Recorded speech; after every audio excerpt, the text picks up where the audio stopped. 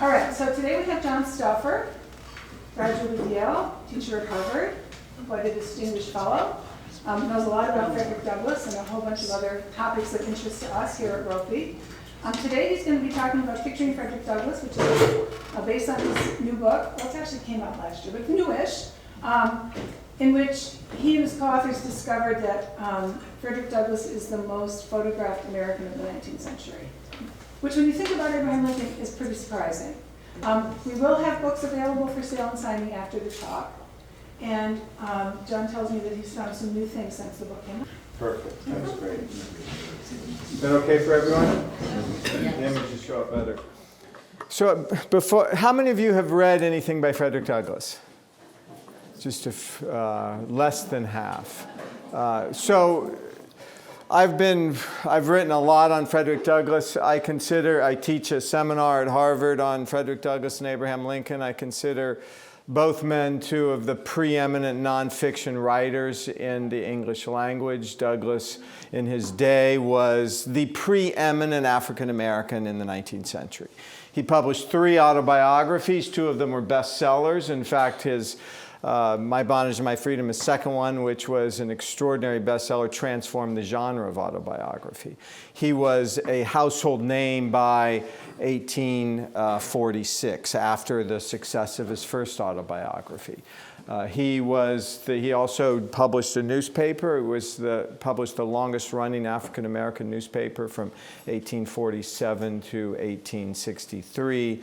North Star, Frederick Douglass's paper, and Douglass's Monthly. He became the first African-American to meet with and advise a United States president. He met with Lincoln 3 times in the White House.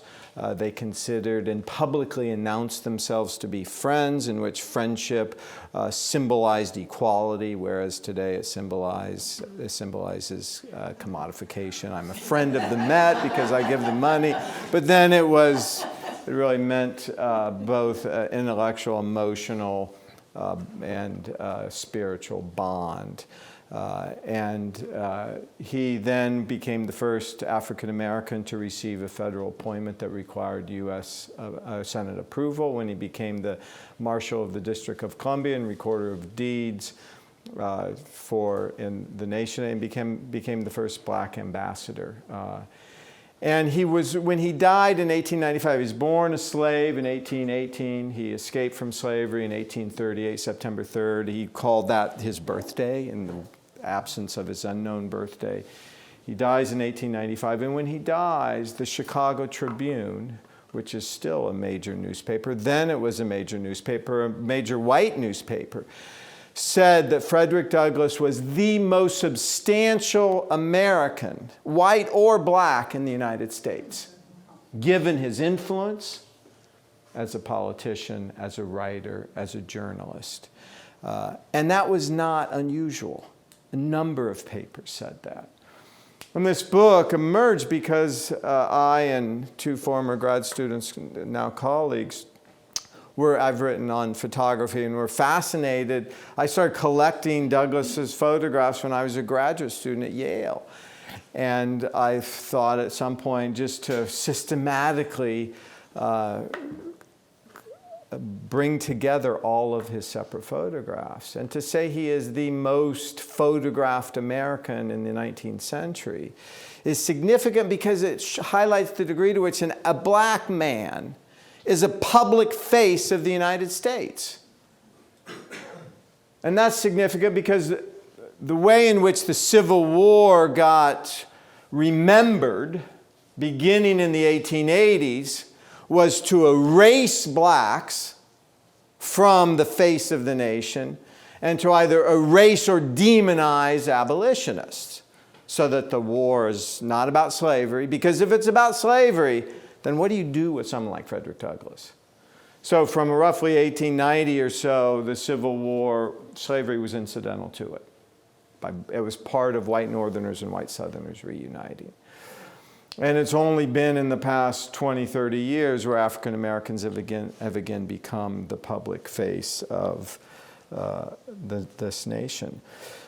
He said Douglass was in love with photography. He recognized its power not only as a work of art, but as a political weapon. He sat for his photograph whenever he could. He wrote more frequently about photography and the power of photography than any other American. He published and wrote 3 essays on photography. In terms of how do I support the evidence of Douglass being the most photographed, he's first. Second is George Custer. Douglass is first with 168 separate photographs, meaning separate poses as opposed to duplicates of the same pose. Second is George Custer. Third is Red Cloud. Lincoln is fourth, and U.S. Grant is fifth. Had Lincoln lived, he probably would have been the most photographed American. Douglass's passion for photography has been or was ignored until this book, completely ignored. And it raises the question, why would a man, Douglass devoted his life to ending slavery and racism, and it raises the question, why would someone like Douglass be so obsessed with photography? What did he see in photography? Why did he see it as a crucial aid for him in ending slavery and racism? There are 3 reasons. One is he recognized the democratic nature of photography. So photography was invented in 1839, jointly by Louis Daguerre. He created the Daguerreotype, and Henry Fox Talbot in England, who created the modern version of photography, the negative to positive process. There's a beautiful, wonderful exhibition of abolitionist photographs here. And Americans had a love affair with photography that surpassed that of every other country. In fact, in rank, it would be, there are more extant 19th century photographs in the United States than in any other country, and by all 19th century counts, Americans were in love with photography, in part because they saw it as the great democratic medium. With the rise of photography, the poorest servant or slave could now have a photograph of herself, of which in detail and beauty surpassed that of what the most powerful king or queen could have had 10 years earlier. And that was the Americans, because of the democratic nature, sat for their photographs and demanded photographs more than any other country. Second is France. Third would be the German-speaking countries, and fourth would be England. Douglass, in fact, quotes from Louis Daguerre, or says of Louis Daguerre in one of his speeches that Louis Daguerre, his daguerreotype, his invention, which is this unique one-of-a-kind object. There's a few in this room, and spend some time with it, because to this day a daguerreotype, it offers the most detailed depiction of a subject there is. If you take a magnifying glass or microscope and you zoom in, you see more detail, whereas with other forms you start to see grain or pixels today. And Americans in particular had a love affair with the daguerreotype because they saw the detail. You opened it, they were in cases, you opened it like a book, you read it like a book. And Americans believed that a photograph was less a representation and more, especially a daguerreotype, more a likeness in a religious sense, meaning that Americans believed that a daguerreotype in particular contained part of the body and the soul of that subject. In fact, only in the United States there's a certain genre of photography from the 1840s through the roughly 1860s or so, which was the postmortem genre. So if you had a family member die, one of your first calls would be to the daguerreotypist. Because Americans believed that the soul left the body very gradually, so you brought the daguerreotypist there in order to create a likeness in which as much of the body and soul would remain ever present for the family member, for people. So the democratic nature was a major issue. Douglass also identified or recognized in the United States the connection between photography and freedom. Americans had a love affair with photography, but that love affair was limited chiefly to the northern states. There was a comparative dearth of photographs or photographers circulating in the slave states. for several reasons. The most important is in the slave states, the plantation was the center of life, and there were few roads and a capitalist marketplace that would make photography a viable business. And in fact, one of the reasons Americans photography flourished so much is that a central ideal in the United States is what Lincoln called the free labor ideal. Essentially an artisanal ideal. In fact, Lincoln said, no matter who you are, even if you're a black woman, if you work hard and you acquire skill or craft, you can receive the fruits of your own labor. You can become an independent artisan or entrepreneur. In the 19th century, in most cases, it was farmers. But you could also be a photographer or a seamstress or a blacksmith or a cooper. And the South lacked that free labor ideal, lacked the photography. Another major reason why photography did not flourish in the South is because beginning in the 1830s, Southern slave states systematically suppressed all freedoms of speech, petition, debate, assembly, and press. On images or writings that threatened or critiqued in the mildest way white supremacy or slavery. And to photograph an African American accurately was to highlight that person's humanity, which was a critique against white supremacy and slavery. Which is why Douglass argued that photographs and photography highlighted the essential humanity of all people. In one of his speeches, Champion Photographs, he said that only humans are capable of recognizing themselves in the mirror. Only humans are picture-making creatures, he said. No other animals have the capacity to represent themselves or their world. We now know there are 2 or 3 other species that recognize themselves in the mirror, but his larger point is accurate. And it was only humans have the imaginative capacity to recognize themselves as children of God. And so photograph, the desire for a photograph of black or white highlighted their essential equality with other humans. And those were the reasons that led him to photograph himself so much and to also embrace the art as a crucial aid in ending slavery. The very first images, can I have the next slide? So this is the very first known photograph of Douglass. It's a daguerreotype by a friend of mine, Greg French, who's from Boston, and his first known photograph was in 1841, at the very moment that Douglass becomes a paid lecturer for the American Anti-Slavery Society. So just as he becomes a public figure, he first has his portrait taken. And it's Douglass with a beautiful afro, looking straight into the camera lens. He, in the very first few photographs, he's kind of searching for a look. He's searching for a pose. Can I get the next one? This is, I've discovered this says anonymous.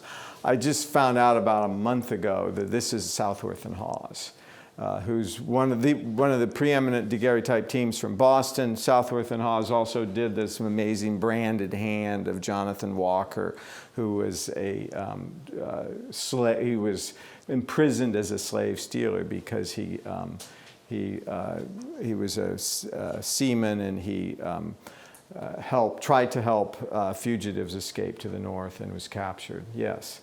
When your voice goes down, we're missing it back. Oh, okay, thank you. I'll speak louder. In this pose, Douglass is looking above, up, and away beyond the camera lens. And photographic manuals at the time taught photographers to pose men in particular in a visionary gaze. They were taught to tell the subject to look up above or beyond the camera lens, anywhere but directly into the camera lens. So here Douglass is experimenting with a visionary gaze. Can I have the next image, please?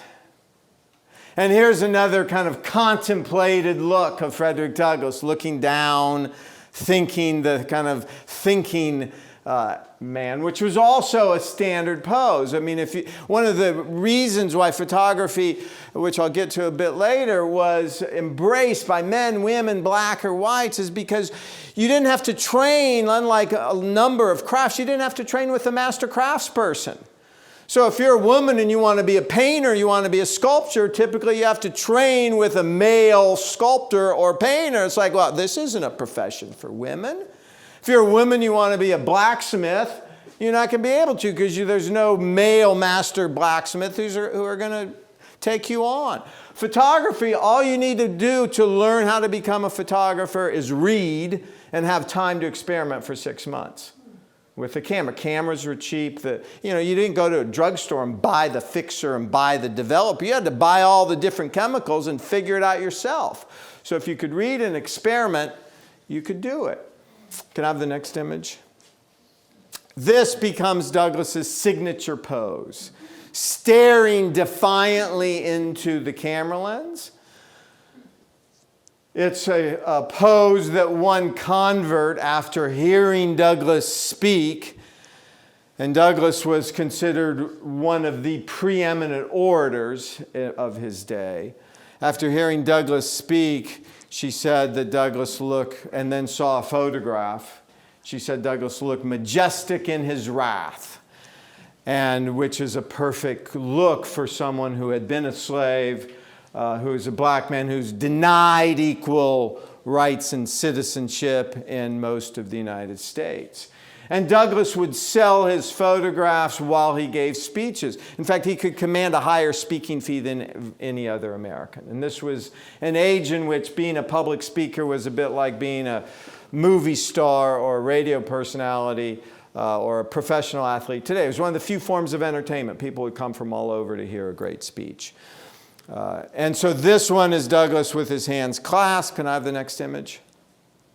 This is Samuel J. Miller, a half-plate daguerreotype from 1852, which is when one woman, this is the image that one woman, also staring defiantly into the camera lens, said, after seeing this image and hearing him speak in Chicago, said, "He is majestic in his wrath."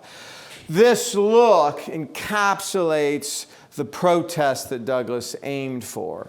He always dressed up. He looked immaculate when he sat for a photograph. His signature pose was staring directly into the camera lens. It was a public pose, meaning it was meant to disseminate to the public. And he put as much detail and thought into his pose as he did into his speech. This sent a message to any viewer to say that Douglass out-citizened through his look, through his writing, through his speeches. He out-citizened white citizens at a time in which most blacks were seen as unfit for citizenship. Can I have the next photograph, please? Until the roughly 1900, 1890s, 1900s, the power of photography is through its dissemination. And it gets disseminated in the United States and in England and France by engravings cut from photographs. The successor would be the halftone. And Americans believed that an engraving cut from a photograph had the same degree of truth value as the underlying photograph. And it was one of the appeals of photography, is that a photograph told the truth. This is probably the most widely circulated image of Douglass, and more Americans saw this image than any other because it appears as the frontispiece to his second autobiography, which was a runaway bestseller. And here he has the majestically defiant look, and he also has his fists clenched as if to stand up to anyone who denied him equal citizenship. Can I have the next image, please? This is an unusual pose, a profile pose. It was limited to, in photographic manuals, the statesman, but he's got the profile pose with his fists clenched, demanding equal citizenship. Next image, please. Douglass started writing on photography in the immediate wake of Lincoln's election, because Douglass and millions of other Americans believed that Lincoln was elected in 1860 because of Matthew Brady's photograph.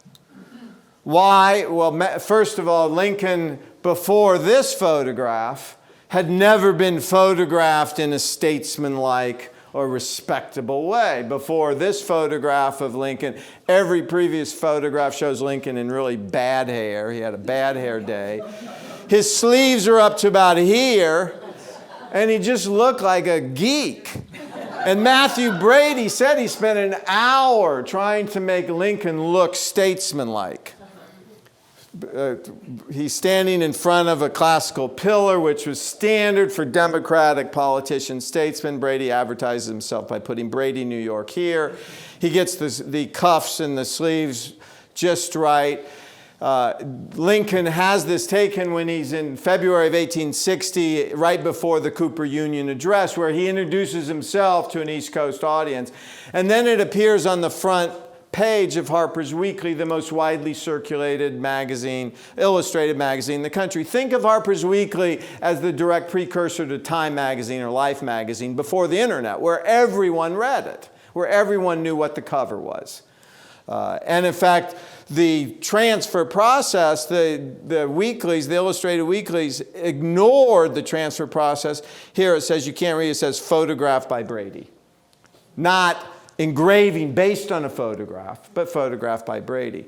And according to Matthew Brady, after Lincoln was elected, he thanked Brady and said, your portrait elected me. Because as Lincoln knew, as Brady knew, it was a period in which Americans wanted to be able to visualize their candidate. They wanted to know what their candidate looked like. And Lincoln was a dark horse. William Seward and Salmon Chase were the two front runners. Lincoln was unknown outside of Illinois until he gave his Cooper Union address, and then until he gets into the front page of Harper's Weekly. And Frederick Douglass actually says it more succinctly. He says, the portrait makes the president. Next image. The Brady portrait of Lincoln becomes ubiquitous. Here's another Brady portrait and Lincoln campaign button. Next image, please. Douglass also appears on the cover of Harper's Weekly. Here's the photograph, and here's Douglass on the cover.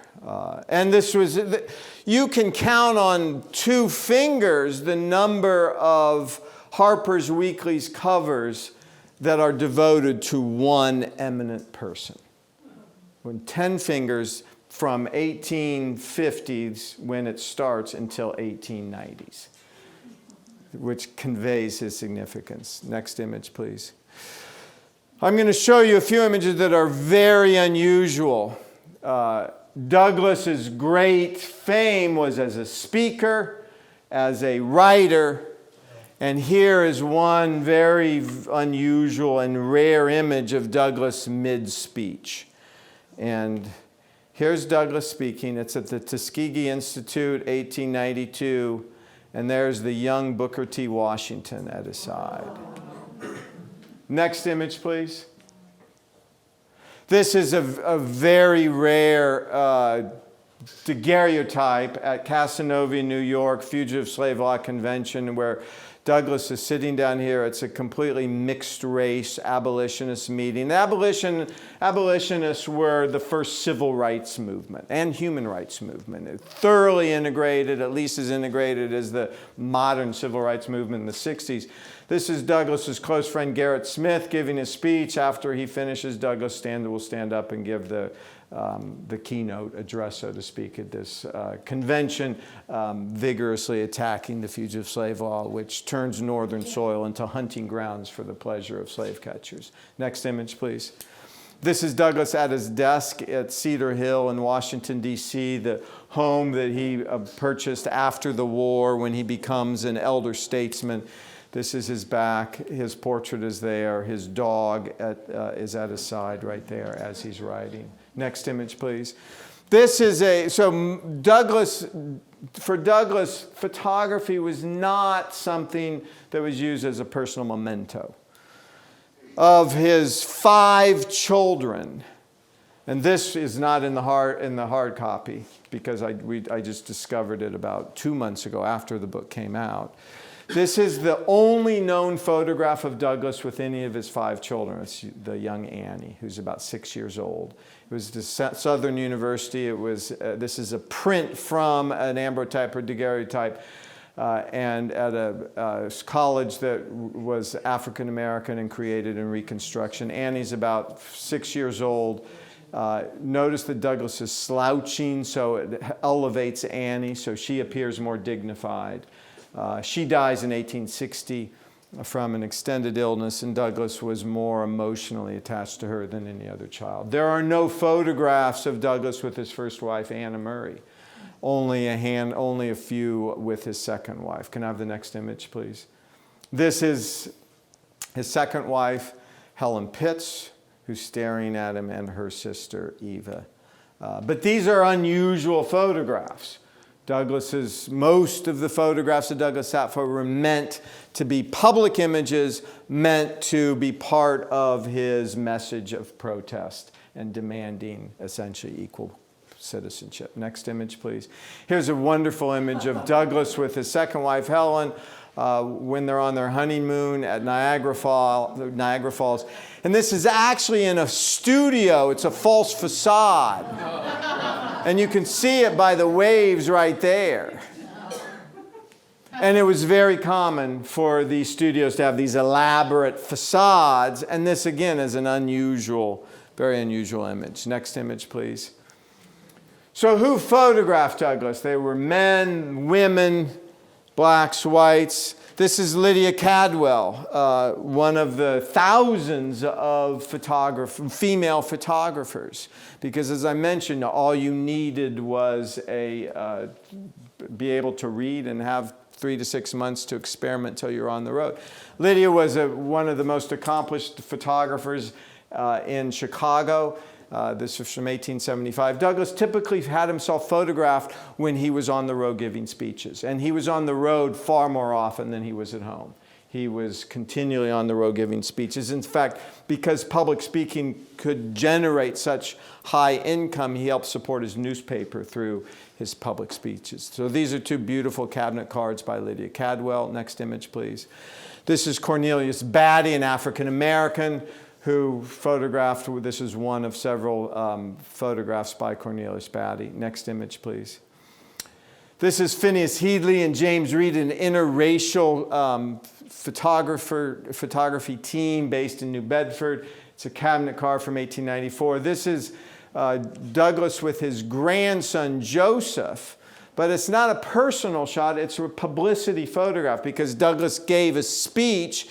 And Joseph was an internationally accomplished concert violinist. So after Douglass gave his speech, Joseph played the violin, and they had themselves photographed together afterwards. Next image, please. James Hiram Easton is part of the family of staunch black abolitionist leaders. This is from Rochester in 1869. Next image. James Presley Ball from Cincinnati, Ohio, was called the preeminent photographer in the country by Gleason's Pictorial, the first illustrated press.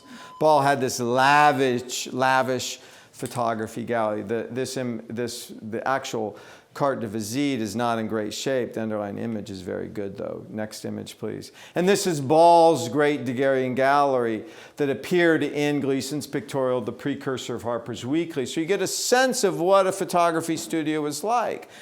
So these photography studios became model integrated spaces. Ball's an African American. Most of his patrons are white. African Americans and abolitionists more generally sat for their photographs far more frequently than any other Americans because they recognized the degree to which photography captured the equal humanity of the subject. And so you'd go into the gallery, you'd sit for your photograph, you'd look on the walls while it's being processed, and you'd walk away with a daguerreotype or later carte de visites. Next image, please.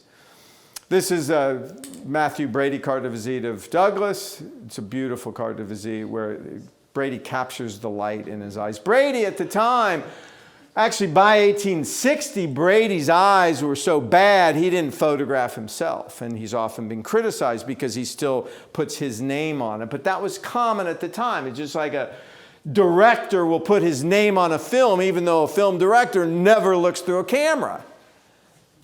He has a director of photography. Even the director of photography rarely looks through a camera. Next image. This is John Halken, another well-known photographer from Rochester. This is Douglass in his kind of Russian outfit. Douglass moves to Rochester, New York after he settles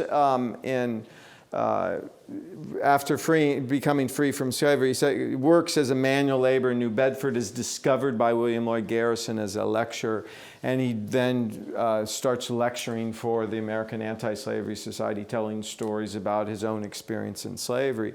And that led to his first autobiography. In fact, his first autobiography, Narrative of the Life of Frederick Douglass. And please, all of you should read it. It's only 90 pages. It's a beautiful lyrical book. It's one of the great autobiographies in American literature.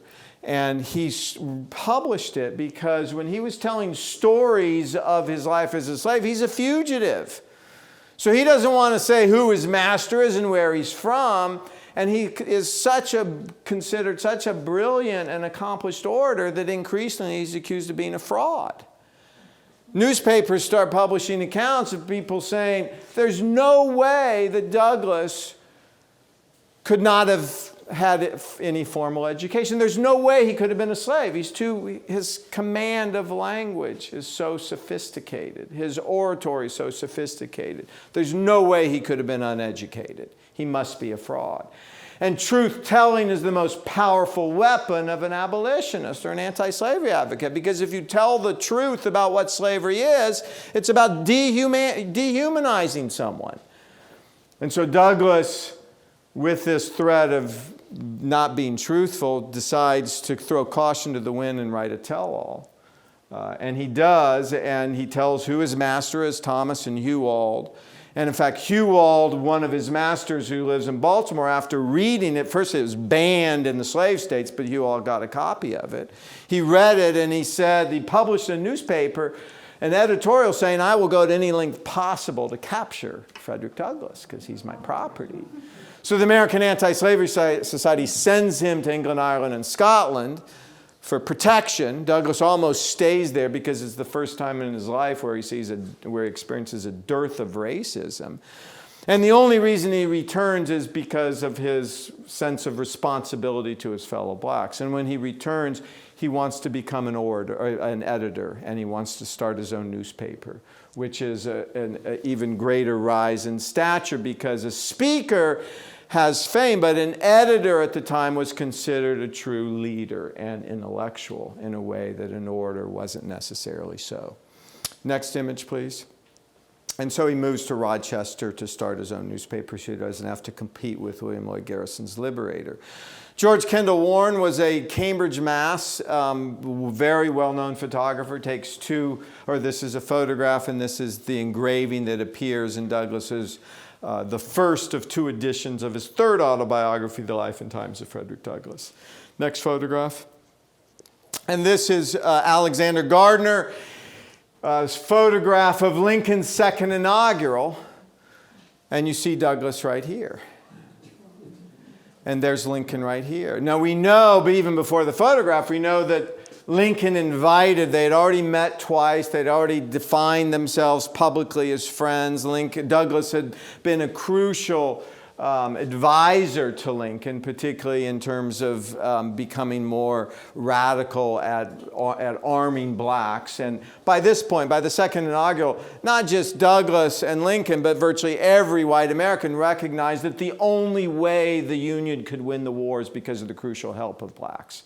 As soldiers, almost 200,000, as laborers, because most blacks were in the Confederacy and they constituted a potent source of black power. And that's what Douglass was able to convince Lincoln of utilizing. He invites Douglass to the second inaugural. Douglass has like a front row seat. He's right there. Douglass goes to the reception at the White House afterwards. Lincoln is in the elegant East Room. He sees Douglass enter. Lincoln is surrounded by a crowd of whites. And he raises his long arm and he says, "Here comes my friend Frederick Douglass. I saw you in the crowd today." Of course he does. Look at that. He's right there. "There is no man in these United States whose opinion I value more than yours. What did you think of my inaugural address?" And Douglass says, "Mr. President, that was a sacred effort." Mr. President, that was a sacred effort, is what he says. And we know that from Douglass's autobiography, but there's a woman from Boston who in her diary the same day recorded the same thing of what I just said. Lincoln saying, "Here comes my friend Frederick Douglass. I saw you in the crowd. What did you think of my address? There's no man in these United States whose opinion I value more than yours." Douglass responds, "Mr. President, that was a sacred effort." They would have met several more times before Lincoln was assassinated, but Douglass, in fact, Lincoln invited Douglass to dinner on numerous occasions, but Douglass had speaking engagements. And he had a principle that he would never renege on a speaking engagement for something better. Next image. You also, now go back. Yeah, sorry. You also see, so Lincoln is here. Douglass is here. Here's John Wilkes Booth in the same image. So it kind of encapsulates the end of the war. Next image. Douglass, when he poses, as I said, a lot of photography studios had elaborate backgrounds and props, tables and chairs. Most of Douglass's portraits, he wants the focus on him as a human who is equal to any other human. When he did use a prop, it was significant. Here you can barely see it. Douglass is holding the cane, Lincoln's cane that Mary Todd Lincoln gave Douglass after Lincoln was assassinated as a tribute to their, and out of respect for their friendship. Next image. Here's Douglass sitting with a book highlighting his stature as an intellectual as well as a speaker and public and an activist. Next image. Here's an older Douglass when he moves to Washington, D.C. His home, called Cedar Hill, is in Anacostia. And if you haven't visited it, it's now a National Park Service site of Douglass's home. Next time you go to D.C., please do so. You walk down to the front of his home and you can look down onto the U.S. Capitol. And he was known as the Lion of Anacostia because of his international stature. So here's the Lion of Anacostia sitting in a chair with an arm carved into a lion. Next image, please. One of the characteristics of Douglass, as you've seen, except for this image, is that Douglass almost never had himself photographed with a smile, because he didn't want to play into the racist caricature of the happy slave. And finally, in 1894, you finally see him kind of letting his guard down and smiling for this image, which is the only obvious portrait of Douglass in which he is smiling. His great-great-great-grandson, who wrote an afterword for the book, who had seen a lot of photographs of Douglass, he had never seen this one before, and when he saw it, he describes in his afterword that he started crying, because as a young African-American boy, he saw all these stern, majestically wrathful photographs of Douglass. And it's like, well, gee, my ancestor was, how would he have been with me? And he broke down. Next image. So this is one of the early images, and it highlights the degree to which Douglass, if one characteristic of Douglass's collection of photographs is that he almost never smiled. Another, seeing all these photographs together, captures his continual evolution. Douglass who Douglass was in 1840 was very different than who he was in 1845 and very different than in 1850 and 55 and 60. Douglass believed the self should be someone who continually evolves, is never fixed. And that idea of the self, of being in a state of constant flux or evolution, for Douglass and other abolitionists, exploded the very bases of both slavery and racism. Because slavery is it's an institution based on a premise that there's a very low ceiling for some people above which they can never rise. And racism, among other things, is based on the understanding that some people, one group of people, is permanently inferior to another group of people. And so by embracing the idea of a self that's continually evolving, explodes the definition of both slavery and racism. And one of the ways in which you see Douglass in a state of continual flux is through his facial hair. He experiments with his facial hair far more dramatically than most Americans. In many cases, he is a trendsetter, or he's right on the trend. Can I have the next image? So this is Douglass with a clean-shaven look. Here's Douglass with just a little chin hair right here. Next image. Here's Douglass with the hair going up the chin right here. Next image. Here's Douglass with a full beard in 1856. Next image. Here's Douglass back to now a goatee in 1860, setting a trend. Next image. Here's a beautiful walrus mustache of Douglass. And he's a trendsetter here. Next image, please. This is Douglass with a beautiful walrus mustache and a ponytail in the guy. Next image. Now Douglass in 1873 grows a full beard. He's part of a trend after the war. Next image. And now he cuts his chin whiskers, and he has these bushy sideburns that loop up into his mustache. Lets his hair, as it gets whiter, grow. Next image. And this is one of two deathbed images of Douglass a few hours after he died. And he lets his hair is a full beard for the last decade and a half of his life. So it highlights his facial hair, the continual evolution of who he is and of his journey. Hold on one second.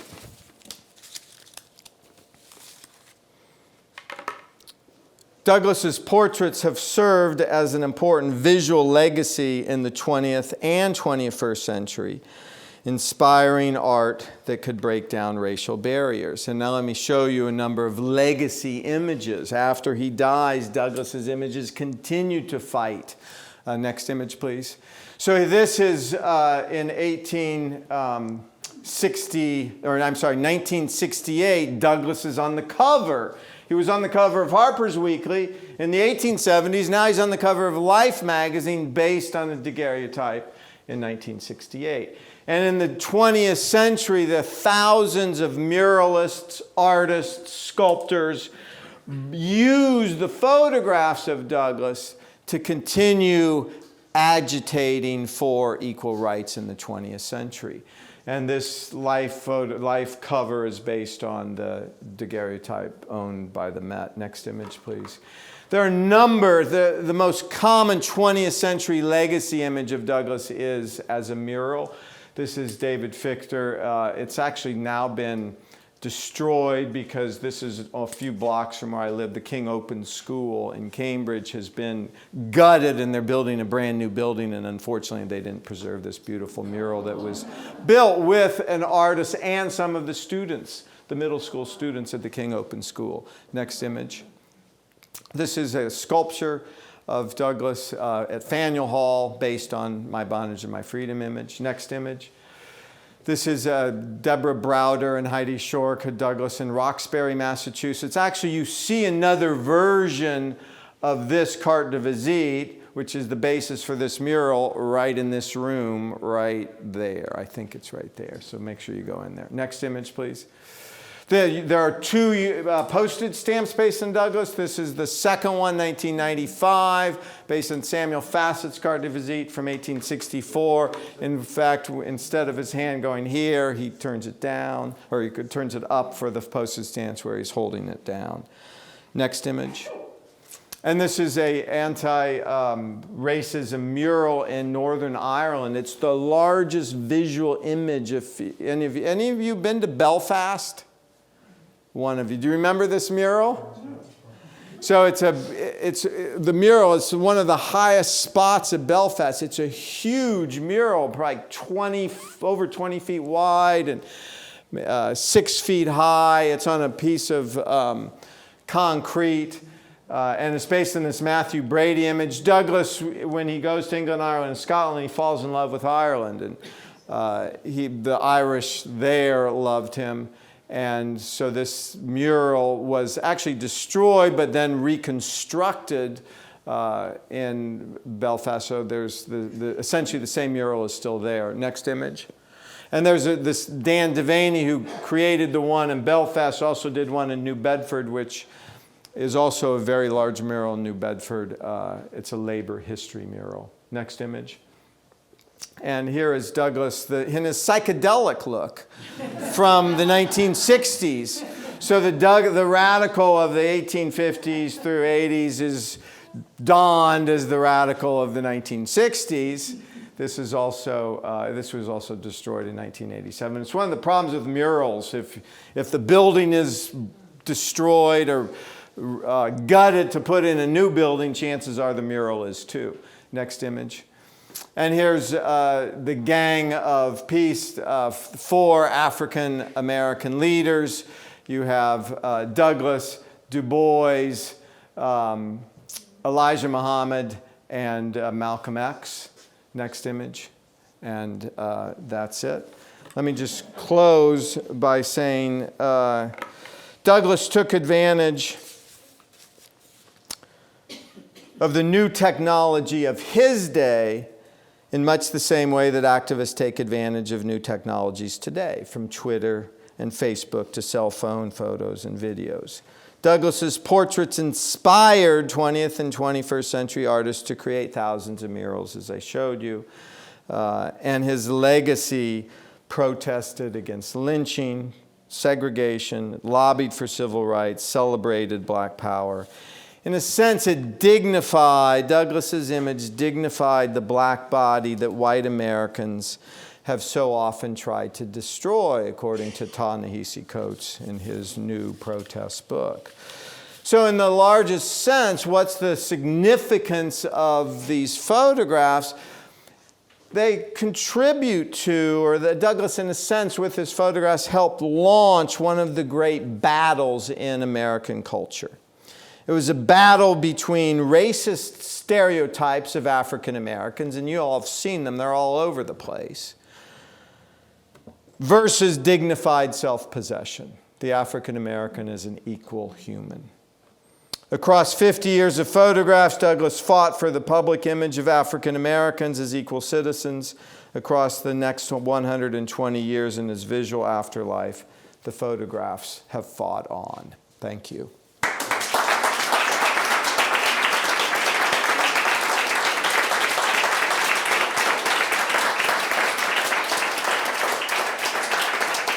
Can I have the lights?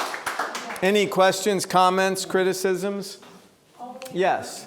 How exactly did Douglass learn to read and write at the level he did when teaching anyone was forbidden or slave, knowing how that's to great. read was- So that's why you should read his first narrative. So Douglass, he's born a slave in the Eastern Shore of Maryland.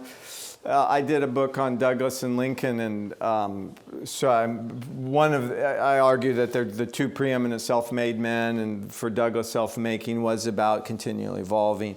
And he's a privileged slave, let's face it. The vast majority of slaves are born in the Deep South. They're field workers. Douglass only spent a year working the fields. And one of his jobs as a slave when he's a young boy, about 8 or so, he's sent to Baltimore. This is where Hugh and Sophia Auld are the master and mistress. And his job as a slave is to be the playmate of Tommy Auld. Actually, he's like between 6 and 8. And Sophia Auld, as the mistress, had never been in charge of a slave before. So as she teaches her own son to read, she teaches Douglass his ABCs, because Douglass is nothing if not curious. And Hugh Auld hears and sees Sophia teaching him, starting to teach him to read, and in front of Douglass says, you can't do this. The easiest way to unfit a slave for slavery is to teach him to read and write. And Douglass, his little boy, hears it and said, if that's the case, I'm going to do everything I can to read and write. So Douglass, what Sophia was teaching him was from an ABC speller. You know, it's just your first level reading book. Douglass confiscated that and kept it hidden and read through that, did all of the worksheets in the ABC speller. And then as a playmate with Tommy Auld, he and these white boys would go on the streets of Baltimore, and he'd fill his pockets each morning with cookies and trade the boys a cookie for words. Tell me what that word means and I'll give you a cookie. Teach me how to spell that word and I'll give you a cookie. And on the streets of Baltimore, he started practicing his handwriting with chalk that he found on the streets of Baltimore. He also describes picking up pages of the King James's Bible on the streets of Baltimore and memorizing these separate pages once he can first learn to read. The first 2 books he read were the Columbian Orator. In fact, while he's still a boy in the streets of Baltimore, he sees these white boys, because public speaking, I mean, think of it as athletics today. These boys are practicing their public speaking in the streets of Baltimore and using this book called the Columbian Orator. It's a collection of speeches edited by Caleb Bingham, designed for young boys who don't have the privilege of formal education to improve their oratory, and includes excerpts of famous speeches where you practice the speech and you can become better. So Douglass watches them, and he decides to surreptitiously shine shoes until he collects enough money. And he gets enough money, he goes into a used bookshop and buys his own copy of the Columbian Orator. And that's the only book, aside from the ABC speller, that he owns. And when he escapes from slavery, the only thing he brings with him, aside from a change of clothes, is the Columbian Orator. And he basically memorized that book. And he pretty much memorized the King James Bible, which he also was able to, he didn't own one, but because it was so widely available. And both the King James Bible and the Columbian Orator it's brilliant works of literature. And that's essentially how he was able to become the writer in the order that he did. So that's a great question. It's a long answer. Yes? I just saw an exhibit of life photographs of the Lovings, the couple that was deemed their marriage was illegal. Yes. When you showed you said there was no picture of his first wife, and then you showed the picture of his second wife, she looked like a white woman. Yes, she is. So why wasn't there an incredible uproar about him being with a white woman? That's a great question. There was an uproar. There was an uproar. So Douglass, his first wife, Anna Murray, was a free black woman. She had never been a slave, so he marries up. It's Anna Murray whose money, she works as a domestic, and they met at the Baltimore. Douglass returned to Baltimore when he was 18 after trying to escape from slavery and getting caught. And so he's in Baltimore. They meet because of their shared friends and black friends in Baltimore. Douglass is a member of this debating society, the only slave who's the member. And so that's how they fall in love. It's her money that allows him. He escapes by passing as a free black sailor and taking a train and a ferry boat to New York City and then moving to New Bedford. And it's her money that allows him to do that. Her money allows him to wear a free black sailor's uniform. Her money that allows him to buy a train ticket. Baltimore was a black metropolis, and his master, Hugh Auld, it was a much easier form of slavery in that Hugh struck a deal with Douglass saying, I don't want to have to feed and have a room for you to sleep in. You just have to come to me at 2 o'clock every Saturday and give me X amount, $60. And if you do that, you give me $60 every Saturday at 2. The rest of the week, doesn't matter where you work, just give me $60. So that's what Douglass does. And so they met as soon as he escapes. He marries Anna. They did not have a great marriage because she was barely literate. She worked as a domestic. And you know, as a public speaker, he's literally on the road. In my book, Giants, on Douglass and Lincoln, I estimate that Douglass, when he came back from his road trips, he had a 3-year-old and 4-year-old son. They wouldn't even have recognized him because he'd be away for like 6 months. You know, the travel then was much more extreme. And so Anna Murray essentially raised the kids, supported the house, pressed his clothes when he was away so much. They did love each other, and she dies in 1881. Douglass plunged into a depression after her death. And his second wife, Helen Pitts, was part Irish. And it was not a politically correct marriage because she had been his secretary. He's now the recorder of deeds. And she's 20 years younger. And Douglass did not handle this interracial marriage well. He responded. His own family, his own African-American children were not happy about it. A number of African-American leaders were not happy about it. And a lot of whites were not happy about it. And Douglass handled it by saying, well, in my first marriage, Douglass himself was mulatto. He never knew his father. He knew his father was a white man. It probably was one of his 2 masters, either Aaron Anthony or Thomas Auld. But he never knew who it was. So he says in his second marriage, the first marriage I married someone of my mother's hue, meaning a slave. In the second marriage I married someone of my father's hue. And what he should have said is, I devoted my life to racial equality. What better symbol of racial equality is there than an interracial marriage? And that would have silenced everyone. Yes? Well, I have 2 questions, but you can choose between them. One is that Alexander Twilight, who was, I believe, is believed to be the earliest college graduate, black college graduate in this country, and who was based at Middlebury, and then started a school up near the Canadian border in Brownington, Vermont. I wondered if you knew whether there'd been any conversations between the 2 of them. I've been there, but I didn't notice anything about Frederick Douglass.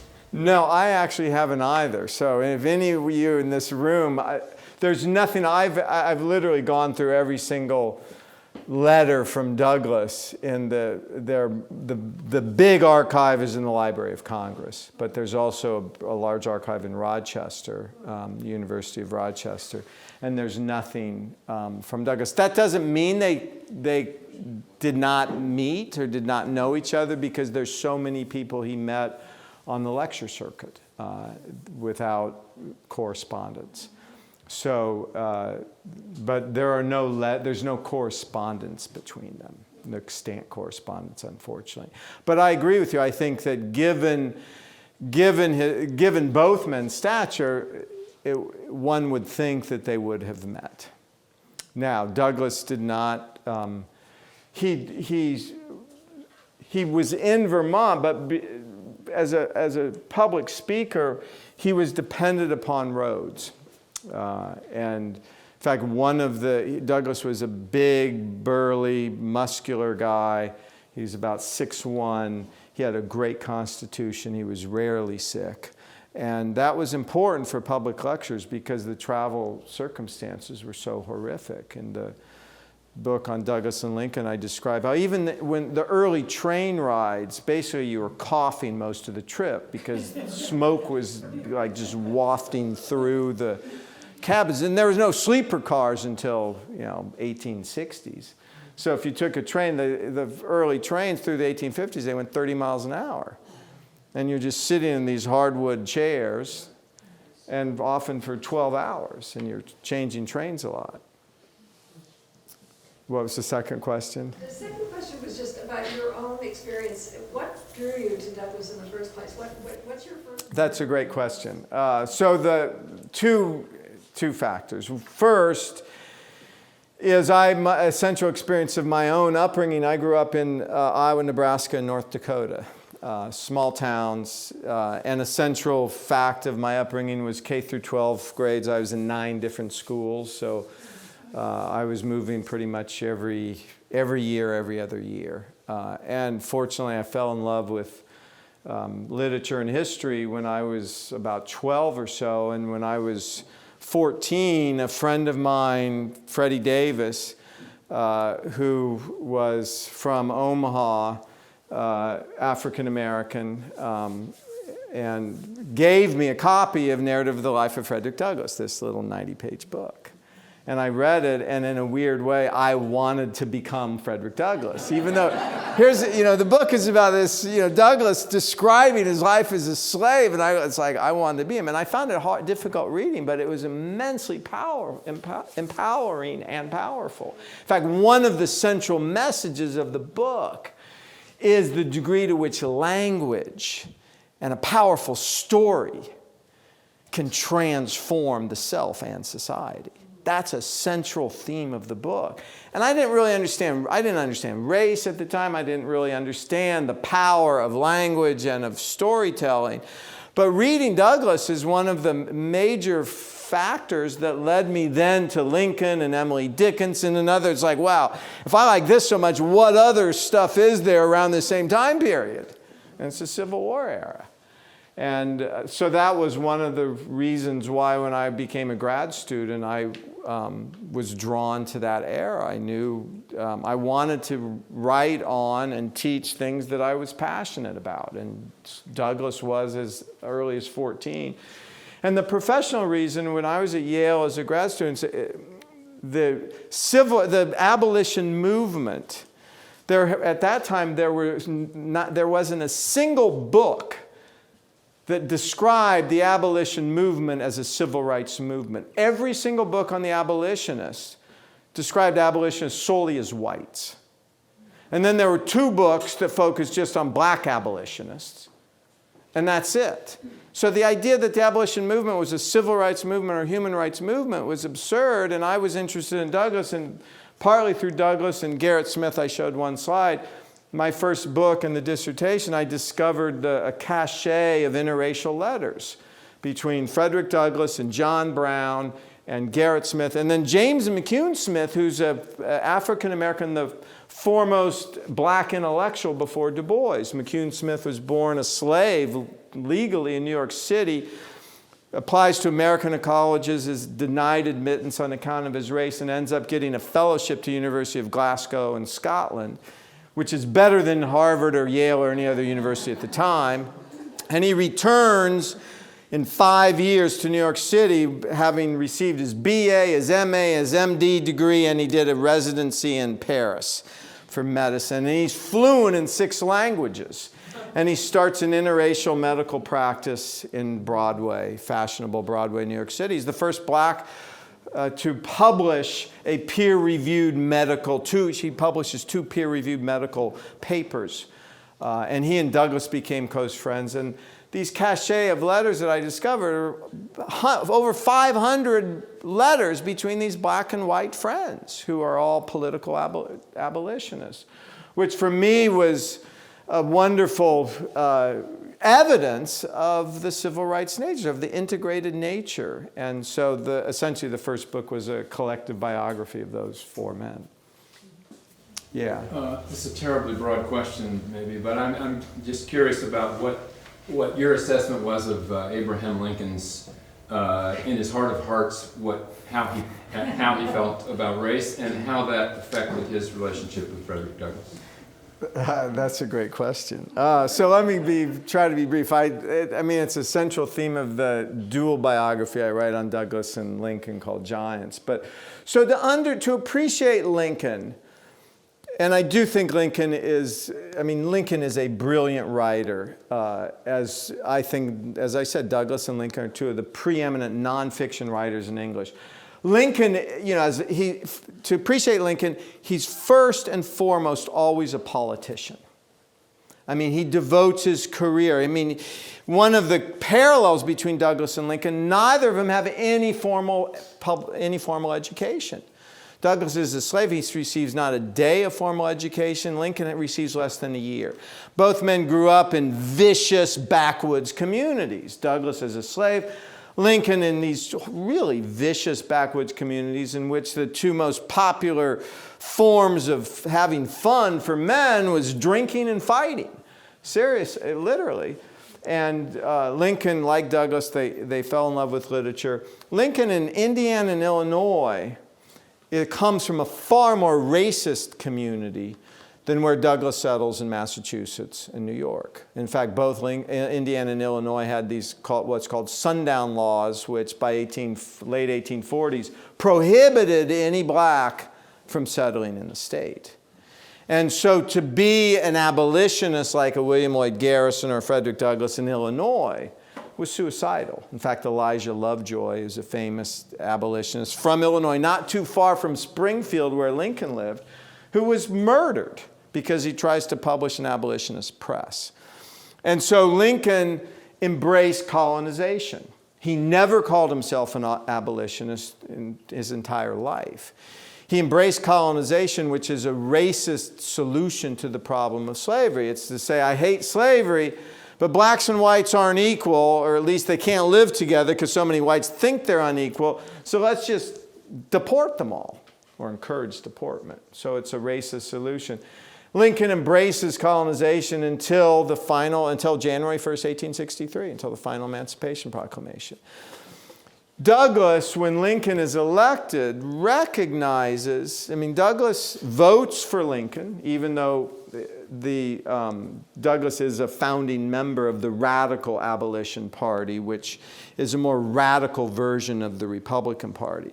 But Douglass recognizes that the Republican Party, the founding of the Republican Party, is a revolutionary event because the Republican Party is the first thoroughly anti-slavery party. It's the central platform of the Republican Party is that slavery is a moral and social evil that needs eventually to be abolished.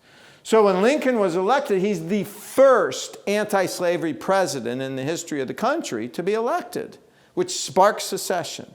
And Douglass was cautiously optimistic. But Lincoln, as Illinoisan, is more centrist than most Republicans in New York or in Boston. And so for the first 2 years of Lincoln's presidency until the Emancipation Proclamation, Douglass's job was to enlighten Lincoln about emancipating blacks, using them as black power in the Union Army, as soldiers, as laborers, and disrupting Southern society, which will help end the war, which Lincoln eventually does. And so there are a few examples. Douglass, before he met Lincoln, recognized Lincoln's sophistication and essentially brilliance as a writer. Douglass read Lincoln's famous House Divided speech. And he said in his newspaper that this guy, in fact, Douglass misspelled his name as well as a lot of East Coast people. He called him Abram because he wasn't known. He read Lincoln's House Divided and he said, it's by Abraham Lincoln. He said and then he quotes, "A house divided cannot stand." He read the first paragraph and he said, "Well and wisely said, I wish I would have written that," essentially. And when he eventually meets Lincoln for the first time in the White House, it was in August of '63 after the Emancipation Proclamation had passed, and the Emancipation Proclamation is also a revolutionary document because it calls for the arming of blacks as soldiers. And before the 14th Amendment of the United States, which is passed in 1868, the question of citizenship was hugely debated. And there was huge debates. Roger Taney, the Chief Justice of the Supreme Court, had famously said in the Dred Scott decision that blacks have never been and could never be citizens. But there are two symbols of citizenship that most Americans, even white Americans, agreed on. If you had served in the United States military, you were a citizen. And if you received a U.S. passport, you were a citizen. And so for Lincoln to call for the arming of blacks as soldiers, that's a sign we're going to make blacks citizens with equal rights under the law. And so that first meeting, it was an hour-long meeting, and Douglass, we know from Douglass's account and other accounts, Lincoln, so I'll just tell you the brief story. Douglass arrives in Washington, D.C. early in August 10th of 1863. Lincoln had this open-door policy. He met with all callers. It's in the morning. There's already a long line of whites waiting to see the president. Douglass gets in line, sends up his card, and within 2 minutes, he's called up. Just bypasses the 100 or so whites. And he hears one white man mumble as he climbs the steps to Lincoln's office, who says, "I see how it is, they let the nigger through." And when Douglass first greets Lincoln, Lincoln immediately starts going on the defensive. "Hello, Mr. Douglass. It's great finally to meet you. I know you've been very critical of me," because Douglass had been pressuring Lincoln to turn the war into a war to end slavery. "I know you've been very critical of me. Let me defend myself." And so Lincoln says, I'm dealing with the border states. If I lose Kentucky and Maryland, we've lost the war. If we lose Maryland, D.C.'s surrounded. And also think about it. There are a lot of white racists in the United States. If I suddenly arm all these blacks and give them rifles and tell them to shoot whites, what kind of, that's not going to go over well with a lot of whites. So I got to be careful. And they had, the meeting lasted 4 times longer than scheduled. And after that meeting, the next person, is part of why we know what happened in the meeting, the next person to meet to meet Lincoln, Lincoln tells him, "I just had a meeting with Frederick Douglass, and I consider him one of, if not the most meritorious men in these United States." You can't ask for higher praise than that. And Douglass publicly said the next day, "I had a meeting with President Lincoln. I consider him the king of self-made men." And this was also very high praise. So it's a long answer to your question. Yes? I wondered about the circumstances of finding that photograph that came after the book. Yes. So there are 8 new photographs that we've discovered since the hard copy came out. And it was actually something I had expected. I was telling Jane before the talk that in the other contenders for the most photographed American in the 19th century, Lincoln and Whitman and Custer, Red Cloud, the Native American, Red Cloud doesn't count, but if you look at Lincoln, Custer, Whitman, and Grant, if you look at their archives, in any photographic sitting, there are usually 8 or 10 photographs, and you can tell it's the same sitting because they're wearing the same clothes. Because let's face it, if I'm a photographer and I'm going to bring someone in for a sitting, I'm not going to just have one exposure. I'm going to make sure I get a good photograph. And in the archives, you see 8 or so photographs, and you can easily tell that they're of the same sitting. That rarely happens with Douglass. And you know that the photographer has photographed more than one shot, which suggested to me that, when the book came out and gets circulated and it got a fair amount of publicity, that people are going to start, hopefully I thought people will start contacting us, "Hey, we got a photograph that, I didn't know about until I saw the book." And so that's largely how these new photographs. So the one with Annie and Douglass from the African American College, the head of special collections contacted me. It's in Baton Rouge, and they don't have, they're in desperate need of money. And he said, the founder of the college had this photograph, and it's in the special collections. It's never been circulated before. And so I flew down there and got a high-res copy that you saw, and it's going to be in the second book. So that's really how a lot of the new photographs have come out. Other questions? Okay, last one. Yeah. From what I've read, religion had a big impact on the abolitionist movement. Huge. And in the North especially. In the South, religion was used to justify slavery. That's right. So I was just wondering, and Frederick Douglass also, you say, learned to read from the King James Bible. So I was just wondering what his relationship to religion was and whether he wrote... That's a great question, which doesn't come out that much through the photographs. But Douglass was deeply religious. I call Douglass a prophet. Douglass believed that he knew God's will, and that he knew God hated slavery, and that he was acting out God's will in fighting slavery. Both Southerners were religious, abolitionists, Northerners, most Northerners were religious. Southerners believed that the Bible sanctioned slavery. In fact, there were debates, numerous debates between Southern divines and anti-slavery divines about whether the Bible defended slavery or not. And Southern divines usually won the debate because they could point to specific instances in the Old and New Testament that legitimated slavery, overlooking in my view, the larger and most scholars' view, the larger themes of the Old and New Testament. So Exodus, for example. Exodus and much of the Old Testament is a story of freedom.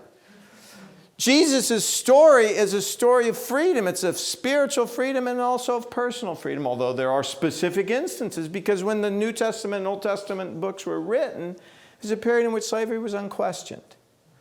So hence the debate. And Southerners believed that heaven was a place much like their South. It was a place with slaves and slave owners. And it was the natural order of things. They were the true conservatives. So slavery had been an unquestioned institution for most of human history. The first civilizations, the first societies in which humans no longer were nomads, no longer were hunter-gatherers, that's when slavery was created. From Aristotle, from the classicists, and even before, until the 18th century, there was an understanding that in order to create a civilization, you need some people to do the dirty work. It might not be nice, it might not be good, but it's necessary. And that for centuries had been the justification of slavery. So in another book, I say that slavery is, think of slavery a lot like pollution today. So how many of you in this room imagine and advocate for the end of all pollution? Maybe one. Because we know that most of us are environmentalists, you're Vermonters. The best we can do is contain it. And that's how people thought of slavery. It's like it has to be contained. And what most, so there was a bit, it's why in Lincoln's famous second inaugural, Lincoln was unusual. Lincoln was not a prophet. In fact, in the second paragraph of the second inaugural, he says both sides read the same Bible, both sides believe in the same God. And then he says, he says that he criticizes those who pretend to know God's will. He says the Almighty has his own purposes. The Almighty, Douglass doesn't believe that. Douglass says, God might have his own purposes, but I know what they are. In fact, Douglass literally defines the Civil War as an apocalypse. In one speech, he says that he characterizes the Civil War as a battle between Michael and his angels against Satan. Another speech, he literally says this is our apocalypse that will bring about a new age, a radical, revolutionary new age. Southerners had their own vision of this new age, of this beautiful planter empire, this slave empire. That was their new age. So it just highlights the degree to which religious belief can be used in what we would now call both moral, immoral, amoral purposes. But it was important for Douglass as a slave and an outsider because it was hugely empowering, as it was for most African Americans who believed deeply that they knew God's will and that they believed that God thought slavery was a scourge that should be ended, and it was hugely empowering and kept their spirits up, kept them believing. Yeah. With all your immersion with Douglass and Lincoln, what are the takeaways you have for your own life? And, as you live and work and continue to do your research. So one is just the power of language. Douglass and Lincoln, a central message of both men is that language is hugely empowering. And I'm a humanist. I teach American literature and history. What you read, what you hear, has the potential to be transforming. An idea can transform society. And it begins with individuals. An idea that's articulated in a powerful story or message has, and especially now when we have, in my view, this lunatic as president and a profound declension in the United States. I mean, in my view, and not just in my view, most political scientists' view, Barry Goldwater today would be a leftist. He really would. I mean, Nixon would be seen as a socialist. Wage and price controls, opening doors to China. I mean, that'd be like Obama, inviting ISIS or Al-Qaeda to sit down to the negotiating table.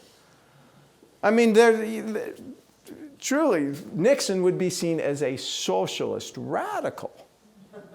Nixon passes EPA, passes OSHA. I mean, we're just so far, the declension, in my view, has been profound.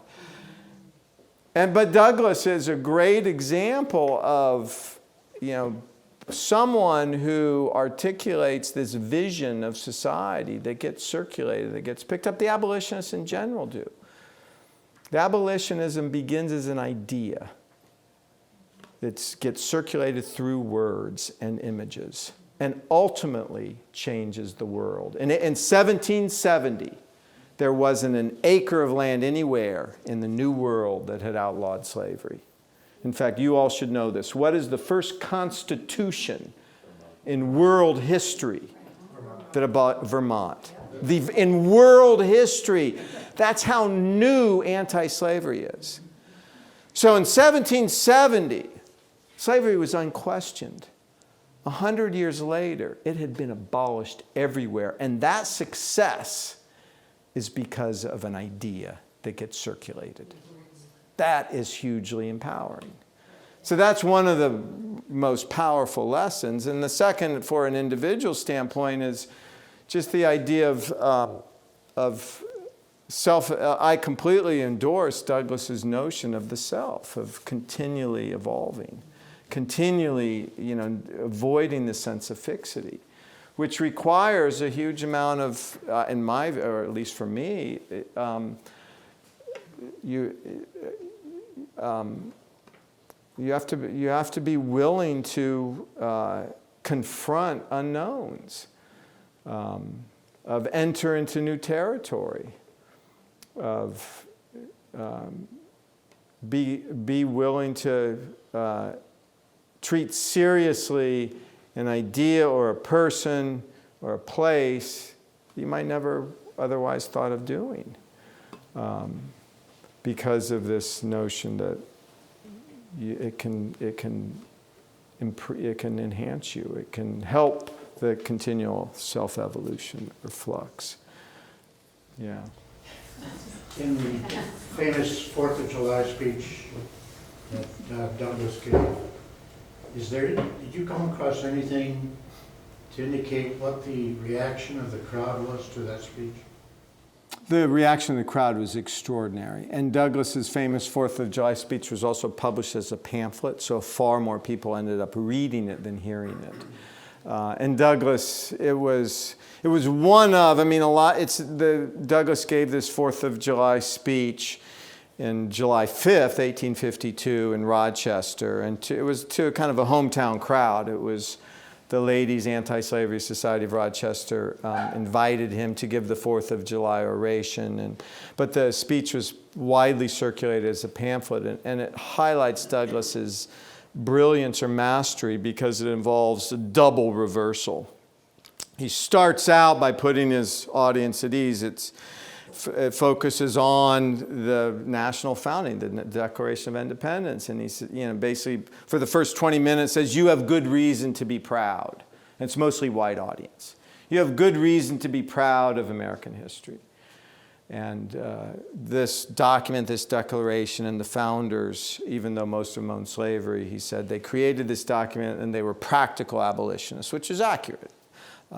All of the founders, even though they owned slaves, envisioned an America that within 50 years or so would end slavery. So James Madison famously said, slavery is America's original sin. And George Washington, who's a big slave owner, in his will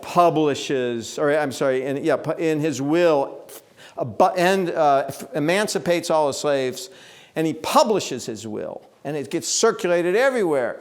So the first American, so to speak, is sending a message to all other slave owners. Emancipate your slaves in your will. So he's not a radical. He doesn't want to be inconvenienced in his own life by having to put his own food on the table. But it still will end slavery in 20 to 50 years.